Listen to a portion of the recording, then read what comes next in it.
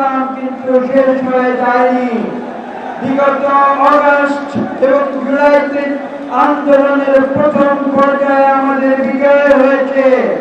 আমাদের চেয়ারম্যান সাহেব আমাদের সতর্ক করেছিলেন, আমরা বলেছিলাম যে আমাদের আন্দোলন শেষ হয়ে যায়নি। প্রথম পর্যায়ের পরে যে দ্বিতীয় পর্যায় গণতন্ত্রের উত্তরণের যে চিরদিনের যে সংগ্রাম, সেই দ্বিতীয় পর্যায় হচ্ছে একটি সুষ্ঠু নিরপেক্ষ নির্বাচন।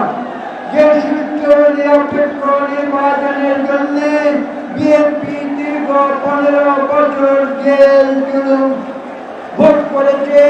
আমাদের দেশ নেত্রী বেগম খালেদা জিয়া থেকে শুরু করে আমাদের মাননীয় ভারপ্রাপ্ত চেয়ারম্যান থেকে শুরু করে আমাদের তৃণমূলের কর্মী পর্যন্ত কেউ বাদ যায় না।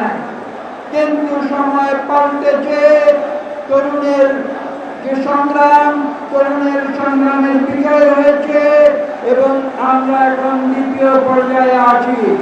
এটা স্পষ্ট বুঝতে হবে, স্বৈরাচার থেকে গণতন্ত্রের রূপান্তরের পর কিন্তু কুসুমাস্তীর্ণ নয়।